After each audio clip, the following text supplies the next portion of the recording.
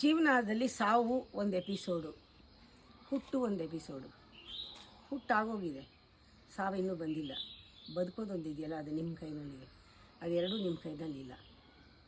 ಬದುಕೋದು ಮುಕ್ತಿಗೋಸ್ಕರ, ಬದುಕೋದು ಪರಮಾತ್ಮನಲ್ಲಿ ಸೇರೋದಕ್ಕೋಸ್ಕರ. ಆ ಬದುಕು ಅರ್ಥಪೂರ್ಣವಾಗಿರಬೇಕಾದ್ರೆ ನಾವು ಪ್ರತಿ ಕ್ಷಣ, ಪ್ರತಿ ದಿನ ನಾವು ಆ ಎಪಿಸೋಡ್ ಇದೆಯಲ್ಲ, ಸಾಯೋ ಎಪಿಸೋಡು, ಅದಕ್ಕಾಗಿ ಬದುಕಬೇಕು.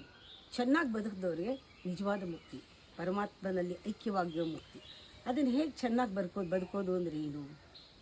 ಪ್ರತಿ ಕ್ಷಣವೂ ಬದುಕೋದು ಅಂದರೆ ಏನು? ಪ್ರತಿ ಕ್ಷಣ ನಾವು ಒಂದು ಸ್ಥಿತಿನಲ್ಲಿ ಇರಬೇಕು. ಅದು ಎಚ್ಚರನೂ ಅಲ್ಲ, ಕನಸು ಅಲ್ಲ, ನಿದ್ರೆನೂ ಅಲ್ಲ. ಈ ಮೂರಕ್ಕೂ ಸಾಕ್ಷಿಯಾಗಿರೋ ಸ್ಥಿತಿ. ಇದನ್ನು ಹೇಳ್ತಾರೆ ತುರ್ಯಾವಸ್ಥಾ ಅಂತ. ಈ ಸ್ಥಿತಿ ನಮ್ಮ ಧ್ಯಾನದಲ್ಲಿ ಇದನ್ನು ತುರ್ಯಾವಸ್ಥೆ, ಈ ಧ್ಯಾನದಲ್ಲಿ ಸಂಧ್ಯಾ ಕಾಲ ಅಂತ ಹೇಳ್ತಾರೆ. ಅದು ಈ ಬೆಳಗ್ಗೆ ರಾತ್ರಿಯ ಜೊತೆ ಆಗೋ ಮದುವೆ ಅಂತ. ಸಂಧಿಕಾಲ.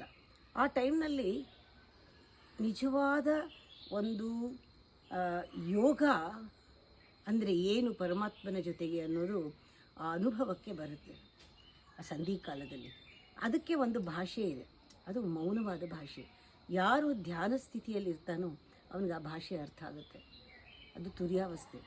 ಇನ್ನೊಂದು ಹೆಜ್ಜೆ ಇದೆ ಪರಮಾತ್ಮನಿಗೆ ಹತ್ರ ಹೋಗೋಕ್ಕೆ, ಆ ಸ್ಥಿತಿ ಅದು ತುರ್ಯಾವಸ್ಥೆ. ಇದು 4ನೇ ಅವಸ್ಥೆ. ಇದನ್ನು ಪ್ರತಿ ಕ್ಷಣವೂ ನಾವು ಆ ತುರ್ಯಾವಸ್ಥೆಗೆ ಹೋಗ್ಬೋದು. ಯಾವಾಗ ಅಂದರೆ ಪ್ರತಿ ಕ್ಷಣವೂ ಪರಮಾತ್ಮ ನನ್ನ ಜೊತೆ ಇದ್ದಾನೆ, ಪರಮಾತ್ಮನ ಜೊತೆಲಿ ನಾನಿದ್ದೀನಿ, ಇದು ಈ ಭಾವ. ಅಂದರೆ ಇದು 4ನೇ ಅವಸ್ಥೆಯಲ್ಲಿ ಎಚ್ಚರ, ನಿದ್ರೆ ಮತ್ತು ಕನಸಿಗೆ ಸಾಕ್ಷಿಯಾಗಿರೋ ಸ್ಥಿತಿ. ಅದು ವಸ್ತುಸ್ಥಿತಿಯಲ್ಲಿ ಏನಿದೆಯೋ ಅದರ ಜೊತೆ ಇರೋದಾಗತ್ತೆ.